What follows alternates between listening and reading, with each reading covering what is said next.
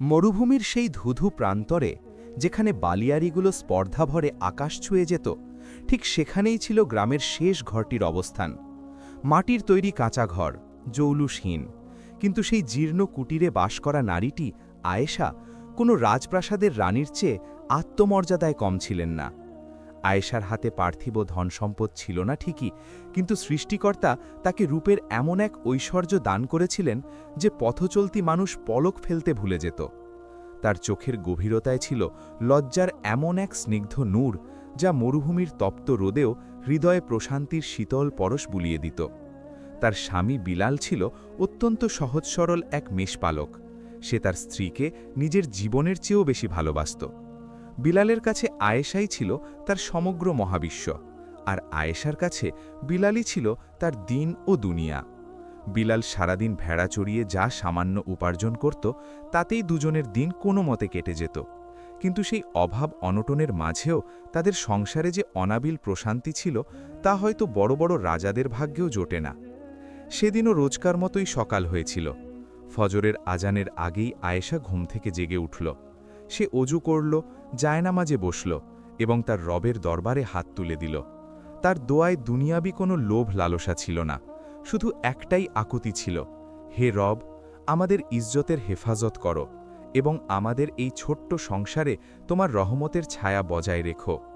দোয়ার পর সে নিজের হাতে বাজরার রুটি বানালো, সামান্য কিছু খেজুর আর এক বাটি দুধ দস্তরখানে সাজিয়ে দিল। কিছুক্ষণের মধ্যেই বিলালও চলে এলো। দুজনে একসাথে বসল। ঘরে নীরবতা ছিল, কিন্তু সেই নীরবতাও যেন ভালোবাসায় কানায় কানায় পূর্ণ ছিল। বিলাল লোকমা মুখে তোলার সময় আয়েশার দিকে তাকালো এবং মুচকি হেসে বলল, আলহামদুলিল্লাহ আয়েশা, এই জনমানবহীন গ্রামে তুমিই আমার জন্য আল্লাহর দেওয়া সবচেয়ে বড় নেয়ামত। আয়েশা লজ্জায় দৃষ্টি নত করল এবং মৃদুস্বরে বলল, আর আপনি আমার জন্য, আপনার সঙ্গ ছাড়া এই দুনিয়ায় আমার আর কোনো চাওয়ার নেই। তাদের বিয়ের 2 বছর কেটে গিয়েছিল। জীবনের গাড়ি ভালোবাসার চাকাতে ভর করে চলছিল ঠিকই, কিন্তু একটি অভাব রয়েই গিয়েছিল। বাড়ির আঙিনা ছিল বড্ড শূন্য। সন্তানের কলকাকলি এখন পর্যন্ত প্রতিধ্বনিত হয়নি। গ্রামের নারীদের ফিসফিসানি প্রায়ই আয়েশার কানে আসত। কেউ তাকে বাঝা বলতো, তো কেউ তার ভাগ্যকে দোষারোপ করত। কিন্তু আয়েশা কখনো বিলালের কাছে কোনো অভিযোগ করেনি। তার বিশ্বাস ছিল অটুট। আল্লাহ হয়তো দেরি করেন, কিন্তু তিনি নিরাশ করেন না। গত কয়েকদিন ধরে আয়েশার শরীরটা খুব একটা ভালো যাচ্ছিল না। সকালে উঠলেই মাথা ঘোরাতো, গা গুলিয়ে আসত এবং শরীরে অদ্ভুত এক ক্লান্তি লেগে থাকত। কিন্তু সে ভেবেছিল হয়তো কাজের চাপে এমন হচ্ছে, তাই বিলালকে বলে তাকে আর পেরেশান করেনি। নাস্তার পর বিলাল উঠল, নিজের লাঠিটি হাতে নিল এবং হাসতে হাসতে বলল, আমি চললাম, আজ বিকেলে ঠিক সময় ফিরব। আয়েশা দরজার আড়াল থেকে তাকে চলে যেতে দেখল। সে কি জানত বিলালের সেই হাস্যোজ্জ্বল মুখটিই তার শেষ দেখা? সে কি জানত যে এই সাদামাটা দিনটিই তার জীবনের শেষ শান্তিময় দিন হতে চলেছে? দুপুর গড়িয়ে গেল, সূর্যের তাপ কমতে শুরু করল, কিন্তু বিলাল ফিরল না। আয়েশার মন অস্থির হতে শুরু করল। এক অজানা ভয় তার বুকে চেপে বসল। সে বারবার দরজার কাছে ছুটে আসছিল, বালিয়াড়ির দিকে তাকাচ্ছিল আর দোয়া করছিল, হে আল্লাহ, সব যেন ঠিক থাকে। আসরের ওয়াক্ত প্রায় হয়েই এসেছিল। এমন সময় হঠাৎ গলি থেকে শোরগোল শোনা গেল। ভারী পায়ের আওয়াজ আর মানুষের চিৎকার চেঁচামেচি। আয়েশার বুক ধক করে উঠল। সে খালি পায়ে বাইরে ছুটে গেল। যে দৃশ্য সে দেখল তা তার পায়ের নিচ থেকে মাটি সরিয়ে দিল। গ্রামের কয়েকজন পুরুষ একটি চারপাইয়ে করে কোনো এক দেহ বহন করে নিয়ে আসছিল। সাদা চাদরে মোড়ানো সেই দেহটি আর কারো নয়, বিলালের ছিল। ইন্না লিল্লাহি ওয়া ইন্না ইলাইহি রাজিউন। কোনো এক মুরব্বির ভারী কণ্ঠস্বর বাতাসে ভেসে এলো। এই আওয়াজ আয়েশার কানে যেন কোনো বিস্ফোরণের মতো বাজল। তার চোখের সামনে অন্ধকার নেমে এলো, পৃথিবীটা বন বন করে ঘুরতে লাগল এবং সে জ্ঞান হারিয়ে ওখানেই বালির ওপর লুটিয়ে পড়ল। যখন জ্ঞান ফিরল, তখন ঘর নারীদের ভিড়ে ঠাসা, কান্নাকাটির আওয়াজ ভেসে আসছিল। আয়েশার জীব যেন পাথরের মতো ভারী হয়ে গিয়েছিল। মুখ দিয়ে শুধু একটিই শব্দ বের হল, বিলাল। কেউ একজন তাকে সান্ত্বনা দিয়ে বলল, ধৈর্য ধরো মা, এটাই আল্লাহর ইচ্ছে ছিল। কিন্তু সেই মুহূর্তে আয়েশার জন্য পৃথিবীটা যেন থমকে গিয়েছিল। তার মনে হলো কেউ যেন শরীর থেকে আত্মাকে টেনে বের করে নিয়েছে। বিলালকে দাফন করা হলো। যে ঘরে গতকাল পর্যন্ত হাসির শব্দ ছিল, আজ সেখানে মৃত্যুর নিস্তব্ধতা চিৎকার করছিল।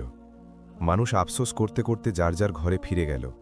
কেউ একবারও পিছু ফিরে দেখল না যে এই কাঁচা ঘরটিতে এখন একজন নারী সম্পূর্ণ একা হয়ে গেল, নিঃস্ব, এতিম এবং ভগ্ন হৃদয়। আয়েশা দরজা বন্ধ করল। এই দরজা শুধু ঘরের ছিল না, বরং তার জীবনের খুশির দরজা ছিল, যা হয়তো চিরকালের জন্য বন্ধ হয়ে গেল। সে এক কোণে গুটিসুটি মেরে বসে রইল। বিলালের পাঞ্জাবিটা বুকে জড়িয়ে ধরল, যেখানে তখনও তার গায়ের ঘাম আর অস্তিত্বের ঘান লেগেছিল। আপনি আমাকে এভাবে একা রেখে কিভাবে যেতে পারলেন বিলাল? তার কান্নার আওয়াজ রাতের নীরবতাকে আরও গভীর করে তুলল। শরিয়াতের হুকুম ছিল 4 মাস 10 দিনের গিদ্দত পালন করা। আয়েশা নিজেকে ঘরের 4 দেওয়ালের মাঝে বন্দি করে নিল, না কারো সাথে দেখা করা, না কথা বলা। শুরুর দিকে কিছুদিন নারীরা এসে 2-4 খোঁটা চোখের জল ফেলে চলে যেত, তারপর শুধুই একাকিত্ব আর আয়েশা। শোকের পাহাড় তো ভেঙে পড়েছিলই, কিন্তু এর মাঝেই আয়েশা নিজের শরীরে কিছু অদ্ভুত পরিবর্তন অনুভব করতে শুরু করল। সকালে উঠলেই সেই বমি বমি ভাব, সেই মাথা ঘোরা। সে নিজেকে বোঝালো হয়তো শোকের কারণে শরীর দুর্বল হয়ে গেছে। মাস গড়াতে লাগল। 3য় মাস এলো এবং এবার সত্যকে অস্বীকার করা অসম্ভব হয়ে পড়ল।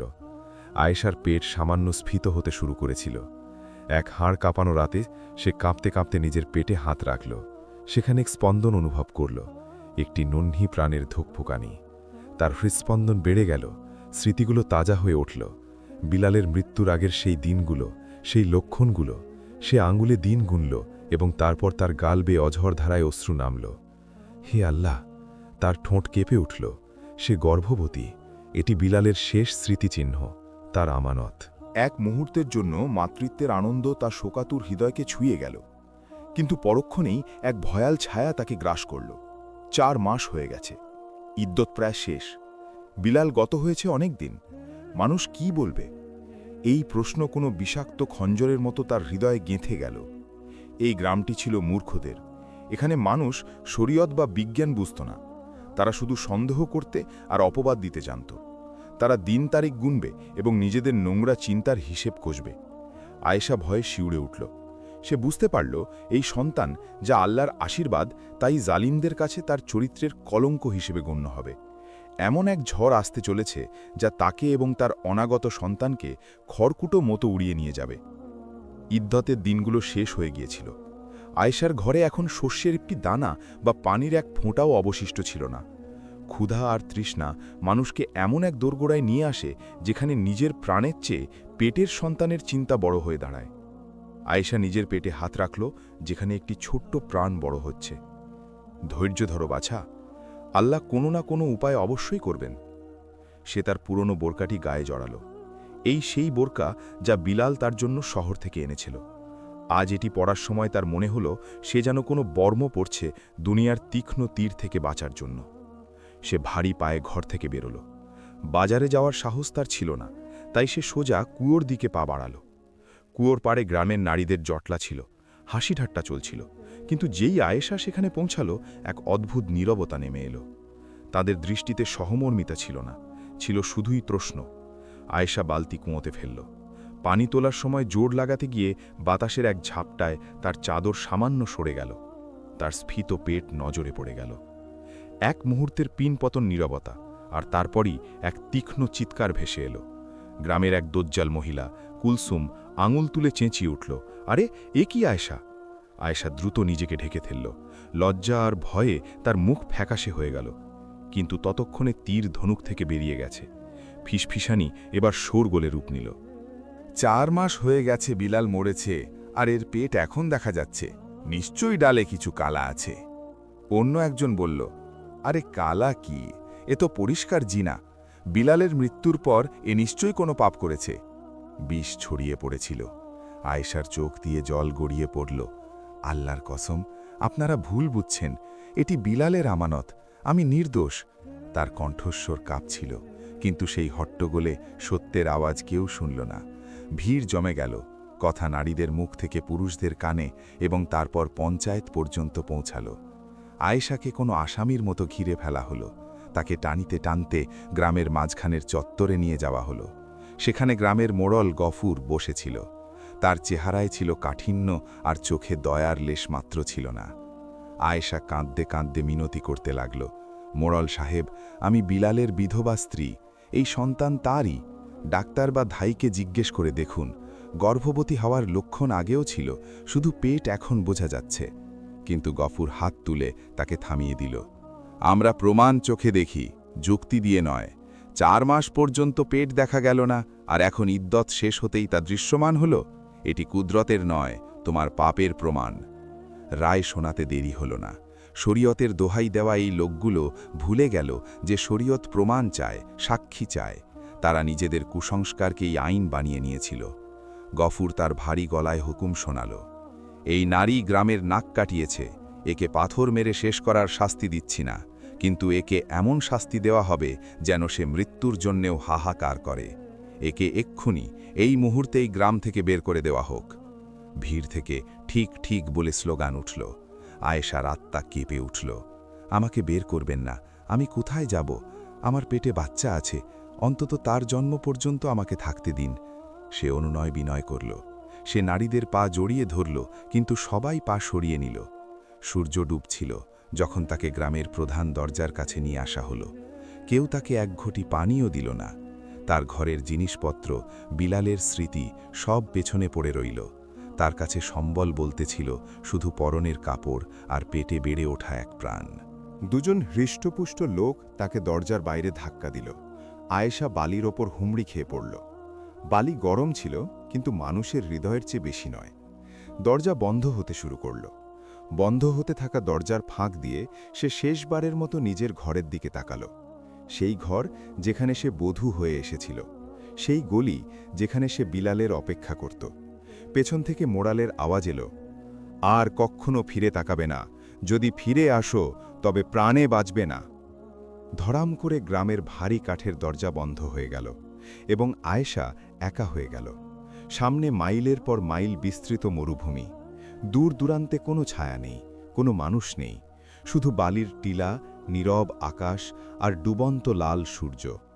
বাতাস বইতে শুরু করেছিল, যা রাতের হিম শীতলতা আর একাকিত্বের বার্তা নিয়ে আসছিল। আয়েশা কোনো মতে নিজেকে ওঠাল। চোখের জল শুকিয়ে গেছে, গলায় কাঁটা বিঁধছে। সে পেটে হাত বুলিয়ে বলল, ভয় পেও না বাছা, দুনিয়া দরজা বন্ধ করেছে, কিন্তু আমার আল্লাহ আসমানের দরজা খুলে দেবেন। সে হাঁটতে শুরু করল। সে জানত না কোথায় যাচ্ছে, শুধু এটুকু জানত যে এখানে দাঁড়িয়ে থাকা মানে মৃত্যু। প্রতি কদমে বালি তার পা আঁকড়ে ঝরছিল। সন্ধ্যা ঘনিয়ে এলো। নিস্তব্ধতায় দূরে কোথাও শিয়ালের ডাক শোনা যেতে লাগল। আসল পরীক্ষা এবার শুরু হল। সে একা, এক নারী, আর সামনে মৃত্যুর মরুভূমি। সূর্যের শেষ কিরণটুকুও বালিতে দাফন হয়ে গিয়েছিল। এখন চারদিকে শুধু নিকষ কালো অন্ধকার, আর আকাশে মিটমিট করা লাখো তারা, যা আজ আয়েশার কাছে বড্ড শীতল আর অপরিচিত মনে হচ্ছিল। যে মরুভূমি দিনে আগুন উগড়ে দিত, রাতে তা এখন বরফের মতো ঠান্ডা হতে শুরু করেছে। আয়েশার পা এখন টলছে। ক্ষুধার চেয়ে তৃষ্ণা তাকে বেহাল করে দিয়েছে। তার গলা এতটাই শুকিয়ে গেছে যে জিভ তালুর সাথে আটকে যাচ্ছে। প্রতি শ্বাসেই বুকে জ্বালাপোড়া অনুভব হচ্ছে। হে আল্লাহ, শক্তি দাও, সে বিড়বিড় করল, কিন্তু আওয়াজ গলা দিয়ে বের হল না। নিস্তব্ধতায় বাতাসের সাঁই সাঁই শব্দ কোনো ভুতুরের লড়ির মতো শোনাচ্ছিল। তখনই সে অন্য কিছু শুনতে পেল, কিছু পায়ের আওয়াজ আর অদ্ভুত এক ঘর ঘর শব্দ। আয়েশার বুক কেঁপে উঠল। এটি মানুষের পায়ের আওয়াজ নয়। সে তার ঘোলাটে চোখে অন্ধকারে দেখার চেষ্টা করল। বালির টিলার আড়ালে দুটি জলজলে চোখ দেখা গেল, তারপর আরও দুটি, তারপর অনেকগুলো। শিয়াল। মরুভূমির এই শিকারীরা দুর্বল শিকারের গন্ধ পেয়ে গেছে। তারা বুঝে গেছে এখানে এক একা ও অসহায় প্রাণ আছে। আয়েশার শরীরে ভয়ের শিহরণ খেলে গেল। আতঙ্ক তার অবশিষ্ট শক্তিটুকুও শুষে নিল। সে ওখানেই বালির উপর হাঁটু গেড়ে বসে পড়ল। 2 হাত দিয়ে নিজের পেটকে শক্ত করে ঢেকে নিল, যেন সে তার সন্তানকে পৃথিবীর সমস্ত বিপদ থেকে লুকিয়ে রাখতে চায়। পশুগুলো ধীরে ধীরে কাছে আসছিল। তাদের লালা ঝরানো মুখ আর হিংস্র আওয়াজ এখন স্পষ্ট। হে রব্বুল আলামিন, তুমি আমাকে এত দূর এনেছ, তবে কি এটাই আমার শেষ পরিণতি? তার চোখ দিয়ে জল গড়িয়ে বালিতে মিশে গেল। মৃত্যু তার সামনে দাঁড়িয়ে। সে চোখ বন্ধ করে কালেমা পড়তে লাগল। ঠিক তখনই হঠাৎ তীব্র এক আলো জ্বলে উঠল। অন্ধকার চিরে আগুনের এক লকলকে শিখা বাতাসে নেচে উঠল। সরে যা, দূরে যা! এক বলিষ্ঠ ও দরাজ পুরুষালী কণ্ঠ গর্জে উঠল। আয়েশা চমকে চোখ খুলল। একটি ছায়ামূর্তি দ্রুত তার দিকে দৌড়ে আসছিল, তার হাতে একটি মশাল। সেই ব্যক্তি কি সর্বশক্তি দিয়ে মশাল ঘোরাচ্ছিল। আগুন দেখে শিয়ালের দল ভয়ে পেয়ে ল্যাজ গুটিয়ে অন্ধকারে মিলিয়ে গেল। সেই ব্যক্তিটি আয়েশার কাছে এসে থামল, কিন্তু সে সাথে সাথেই নিজের দৃষ্টি নত করে নিল। সে মশালটি মাটিতে পুঁতে দিল এবং নিজের গায়ের চাদর খুলে আয়েশার দিকে বাড়িয়ে দিল। ভয় পাবেন না বোন, আপনি এখন নিরাপদ। তার কণ্ঠে এক অদ্ভুত স্থিরতা আর আপনজন সুলভ ভাব ছিল। তার নাম ছিল ওসমান, মরুভূমির এক নওজওয়ান মেষপালক। আয়েশা কথা বলার অবস্থায় ছিল না, তার গলা পুরোপুরি বন্ধ হয়ে গিয়েছিল। ওসমান নিজের কোমর থেকে পানির মশকের মুখ খুলল। নিন, একটু পানি খেয়ে নিন, আস্তে আস্তে। পানির সেই কয়েক ফোঁটা আয়েশার কাছে অমৃতের মতো মনে হল। পানি গলা দিয়ে নামতেই তার শরীরে প্রাণ ফিরে এলো। সে কাঁপতে কাঁপতে চাদরটি গায়ে জড়িয়ে নিল। ওসমান ভদ্রতার সাথে কিছুটা দূরত্ব বজায় রেখে বলল, এই জায়গাটি রাতে খুব বিপজ্জনক। আমার মা কাছেই এক কুঁড়ে ঘরে থাকেন। যদি আপনি নিরাপদ মনে করেন তবে আমার সাথে চলুন, সেখানে আপনি নিরাপদে থাকবেন। আয়েশা সেই অচেনা যুবকের চোখের দিকে তাকালো। সেখানে লালসা বা কুচক্র ছিল না, ছিল এক প্রকার উদ্বেগ, ঠিক তেমনই যেমনটা একসময় বিলালের চোখে থাকত। তার কাছে আর কোনো উপায় ছিল না, সে সম্মতিতে মাথা নাড়ল। ওসমান মশাল হাতে সামনে চলল এবং আয়েশা তার পিছু পিছু। কিছুক্ষণ হাঁটার পর দূরে একটি টিমটিমে আলো দেখা গেল। খড় ও লতাপাতা দিয়ে তৈরি একটি ছোট কুঁড়েঘর, যার বাইরে আগুন জ্বলছিল। সেই দৃশ্য দেখে আয়েশার মনে হলো সে যেন তুফান পেরিয়ে কোনো তীরে এসে পৌঁছেছে। কুঁড়েঘরের বাইরে এক বৃদ্ধা মহিলা বসে তসবিহ পাঠ করছিলেন। পায়ের আওয়াজ শুনে তিনি মাথা তুললেন। চেহারায় বয়সের ভাঁজ, কিন্তু এমন এক নূর যা দেখলে দিল জুড়িয়ে যায়। ওসমান বলল, আম্মা, ইনি মরুভূমিতে একা ছিলেন, শিয়ালরা ওকে তাড়া করছিল। বৃদ্ধা মহিলা রাবেয়া আয়েশার অবস্থা দেখলেন। উস্কো খুস্কো চুল, ধুলোমাখা মুখ আর চোখে গভীর এক আতঙ্ক। তার মাতৃত্ব জেগে উঠল। তিনি লাঠিতে ভর দিয়ে উঠলেন এবং আয়েশার কাছে এলেন। ওরে আমার মা রে! রাবেয়া কোনো প্রশ্ন করলেন না, জানতে চাইলেন না সে কে বা কোথা থেকে এসেছে। তিনি তাকে বুকে জড়িয়ে ধরলেন। ভয় পেও না মা, তুমি এখন নিজের ঘরে আছো, এখানে তোমার কোনো ক্ষতি হবে না। সেই অচেনা বৃদ্ধার বুকের উষ্ণতা পেতেই আয়েশার ধৈর্যের বাঁধ ভেঙে গেল। যে কান্না সে গ্রামবাসীর সামনে আটকে রেখেছিল, যে চিৎকার মরুভূমির নির্জনতায় চেপে রেখেছিল, তার সব বেরিয়ে এলো। সে রাবেয়াকে জড়িয়ে ধরে হাউ মাউ করে কাঁদল। মরুভূমি তাকে গৃহহীন করেছিল, কিন্তু সেই মরুভূমিতেই আল্লাহ তাকে এক মা এবং এক রক্ষাকর্তা মিলিয়ে দিলেন। সেই রাতে কুঁড়েঘরের কাঁচা মেঝেতে শুয়ে আয়েশার মনে হলো হয়তো জীবন এখনও শেষ হয়ে যায়নি, এখনও পরীক্ষা বাকি, কিন্তু এখন আর সে একা নয়। আয়েশা যখন ঘুম থেকে জাগল, নিজেকে এক নরম ও উষ্ণ বিছানায় আবিষ্কার করল। এটি ভেড়ার লোম দিয়ে তৈরি সাধারণ বিছানা ছিল, কিন্তু সেই মুহূর্তে তা কোনো রাজকীয় পালঙ্কের চেয়ে কম মনে হল না। কাছেই মাটির চুলায় ধিমিক ধিমিক আগুন জ্বলছিল, যার উষ্ণতা তার হিম হয়ে যাওয়া শরীরে প্রাণ ফিরিয়ে দিচ্ছিল। সে চোখ মেলল। সামনে সেই বৃদ্ধা রাবেয়া বসেছিলেন, তার হাতে এক বাটি গরম দুধ। জেগেছ মা? নাও, একটু দুধ খেয়ে নাও, তোমার এবং তোমার বাচ্চার শক্তির প্রয়োজন। বাচ্চা এই শব্দটি শুনেই আয়েশার বুক ধক করে উঠল। সে ভয় পেয়ে চাদরটি নিজের দিকে টেনে নিল। পুরনো আতঙ্ক আবার ফিরে এলো। আম্মা, ওরা বলছিল যে... তার জিভ আড়ষ্ট হয়ে আসছিল। তার ভয় ছিল এখানেও হয়তো সেই একই প্রশ্ন, একই অপবাদের মুখোমুখি হতে হবে। রাবেয়া স্নেহের সাথে তার কপালে হাত রাখলেন।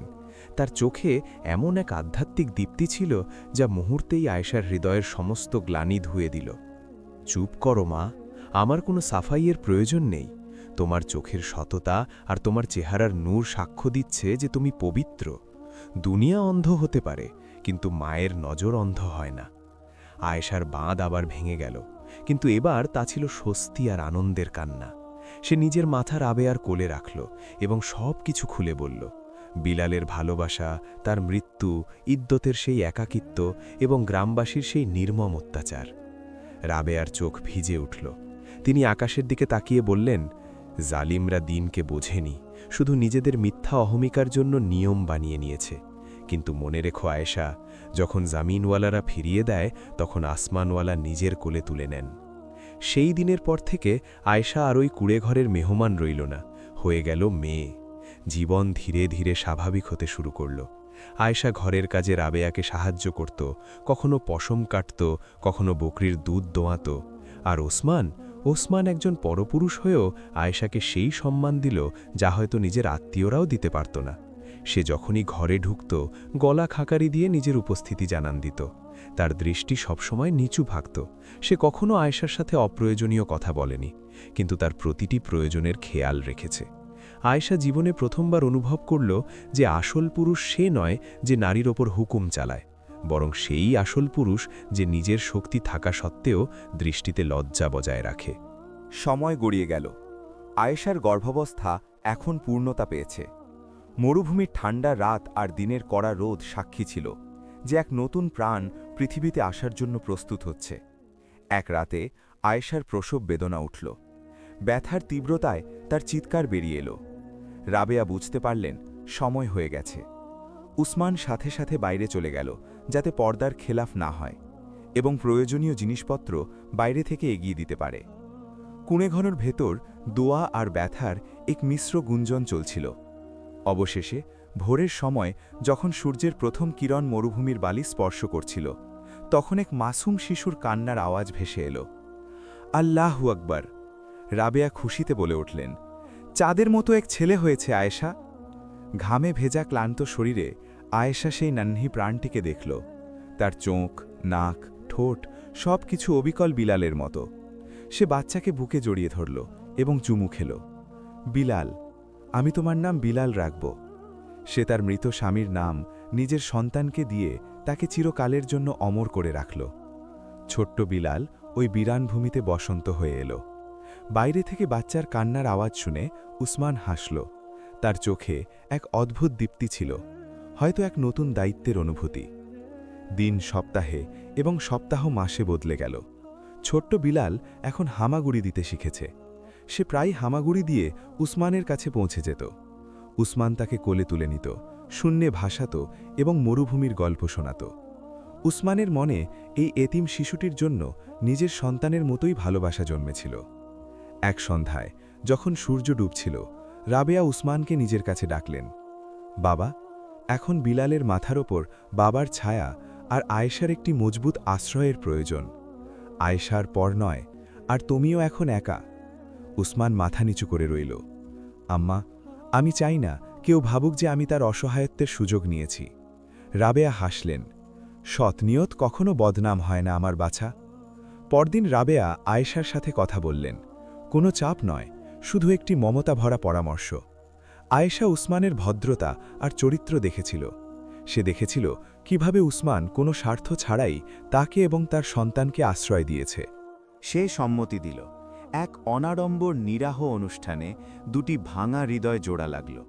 না কোনো ঢোল, না কোনো তামাশা, শুধু আল্লাহর নাম আর দুজন সাক্ষী। আয়েশার জীবনে আবার রং ফিরে এলো। ছোট্ট বিলাল একজন বাবা পেল, এবং আয়েশা পেল এমন এক জীবনসঙ্গী যে তাকে তখন গ্রহণ করেছিল যখন সারা দুনিয়া তাকে প্রত্যাখ্যান করেছিল। মরুভূমি আর জনশূন্য মনে হতো না।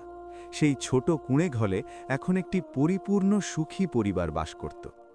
কিন্তু আয়েশা জানত না যে ভাগ্যের চাকা ঘোরা এখনো বাকি।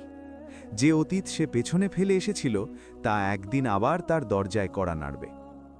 ২০ বছর বলার জন্য এটি শুধু একটি শব্দ, কিন্তু মরুভূমিতে এটি ১ শতাব্দীর সমান।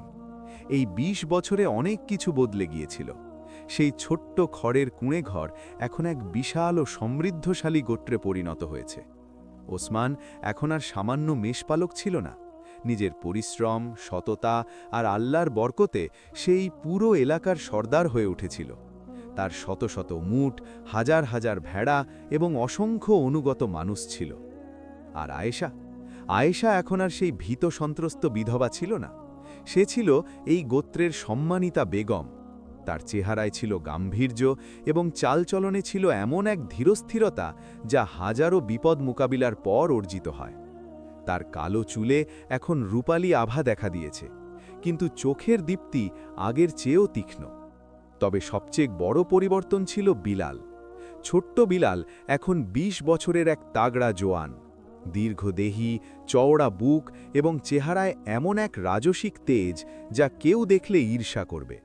সে ওসমানের কাছ থেকে তলোয়ার চালনা, ঘোড়া সওয়ারি আর ব্যবসার কৌশল শিখেছিল এবং আয়েশার কাছ থেকে শিখেছিল দয়া ও ধৈর্যের পাঠ। সে ছিল তার দুই বাবা, মরহুম বিলাল যার চেহারা সে পেয়েছিল এবং ওসমানের যার চরিত্র সে পেয়েছিল, এক অপূর্ব সংমিশ্রণ। সে বছর প্রকৃতি এক অদ্ভুত খেলা খেলল। আশেপাশের এলাকাগুলোতে ভয়াবহ খরা দেখা দিল। আকাশ থেকে যেন আগুন ঝরছিল আর মাটি তামা হয়ে গিয়েছিল।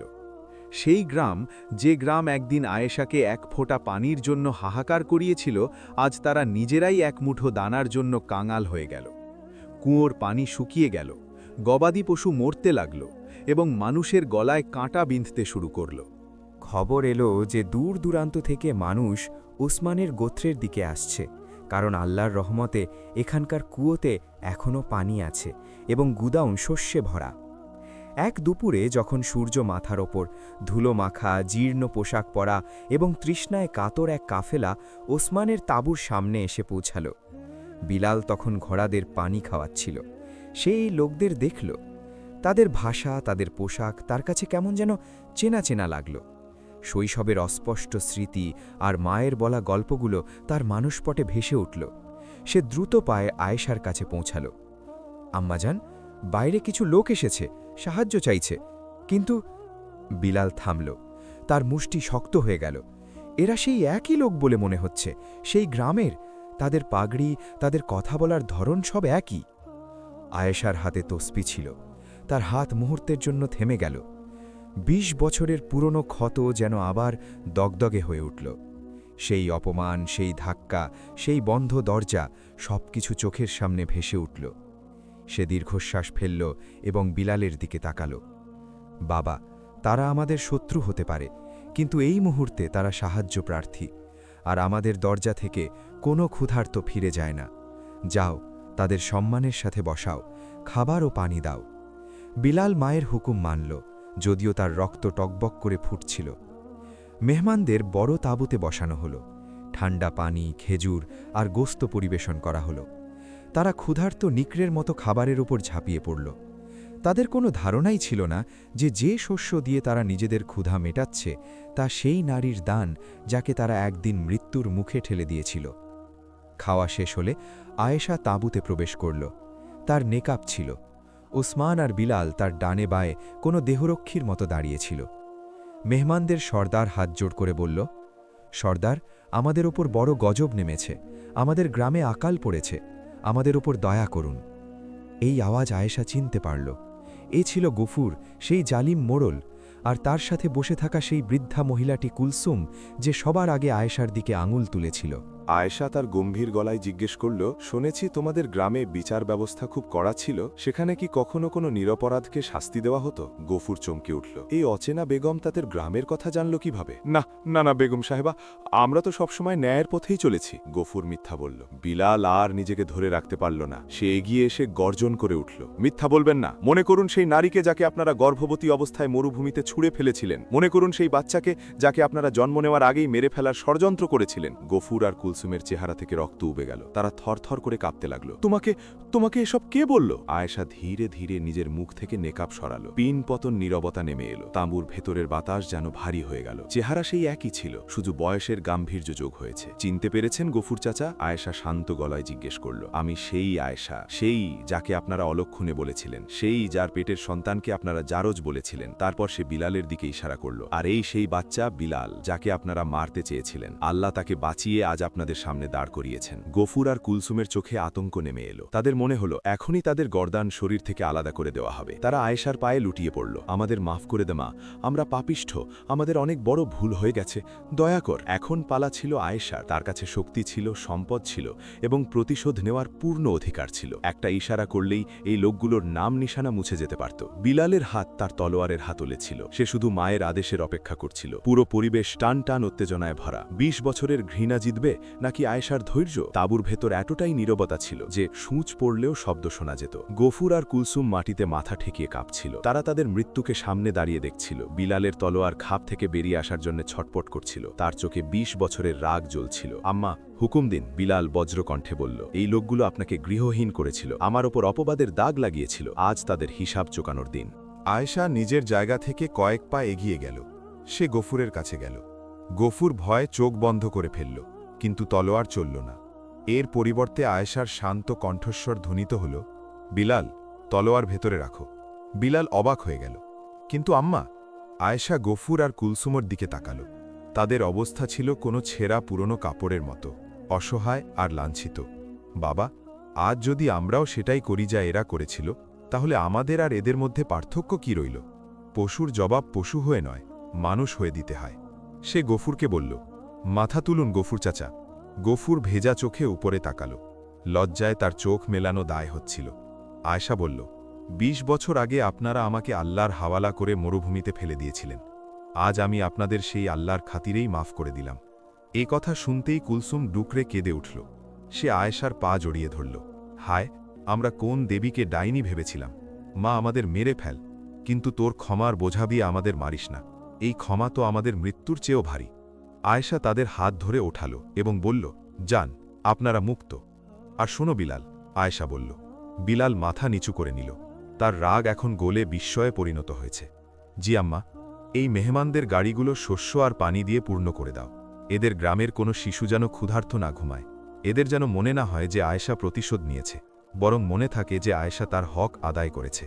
গফুর এবং তাদের কাফেলা যখন সেখান থেকে রওনা হল, তাদের গাড়িতে শস্য ছিল, কিন্তু তাদের হৃদয়ে ছিল আয়েশার মহত্বের ভার। তারা আয়েশাকে অপমান করে বের করে দিয়েছিল, আর আয়েশা তাদের সম্মান দিয়ে বিদায় দিল। এটি ছিল তাদের সবচেয়ে বড় পরাজয় এবং আয়েশার সবচেয়ে বড় বিজয়। যখন তারা চলে গেল, ওসমান আয়েশার কাছে এলো। তার চোখে গর্বের অশ্রু ছিল। আয়েশা, আজ তুমি প্রমাণ করে দিলে যে আসল ধনী সে নয় যার কাছে সম্পদ আছে, বরং সেই আসল ধনী যার কাছে বড় একটা দিল আছে। আজ তুমি তোমার অতীতকে চিরকালের জন্য দাফন করে দিলে। বিলাল মায়ের কাছে এসে হাঁটু গেড়ে বসল। সে আয়েশার হাতে চুমু খেল। আম্মা, আজ আপনি আমাকে তলোয়ার চালানো নয়, বরং তলোয়ার থামানোর কায়দা শেখালেন। ক্ষমা করাই যে সবচেয়ে বড় সাহসিকতা, তা আজ আমি নিজের চোখে দেখলাম। সেই রাতে মরুভূমির সেই তাঁবু নূরে ভরে গিয়েছিল। আয়েশা বাইরে এলো এবং আকাশের দিকে তাকাল। সেই একই তারা, সেই একই মরুভূমি, সেই একই বাতাস, কিন্তু আজ কোনো কিছুই আর ভয়ের ছিল না। সে হাত তুলল এবং দোয়া করল, হে রব্বুল আলামিন, তোমার শকর যে তুমি আমার কাছ থেকে সেই ছোট্ট ঘরটি কেড়ে নিয়েছিলে, যাতে আমাকে এই বিশাল রাজত্ব দিতে পারো। তুমি আমাকে আপনজনদের থেকে দূরে সরিয়েছিলে, যাতে আমাকে ওসমান আর বিলালের মতো সম্পর্ক দিতে পারো। নিঃসন্দেহে তোমার প্রতিদানই সর্বোৎকৃষ্ট। সময় গড়িয়ে গেল। আয়েশার কাহিনী মরুভূমির বাতাসে মিশে গেল। মানুষ দূর দূরান্ত থেকে সেই দয়ালু বেগমের গল্প শুনতে আসত, যিনি ঘৃণার আগুনকে তার ভালোবাসার বৃষ্টি দিয়ে নিভিয়ে দিয়েছিলেন। আয়েশা বৃদ্ধা হয়ে গিয়েছিল, কিন্তু তার চেহারায় আজও পূর্ণিমার চাঁদের মতো দ্যুতি ছিল, প্রশান্তির দ্যুতি। সে তার জীবন থেকে একটি শিক্ষা নিয়েছিল, ধৈর্য আর ক্ষমার চেয়ে বড় কোনো শক্তি নেই।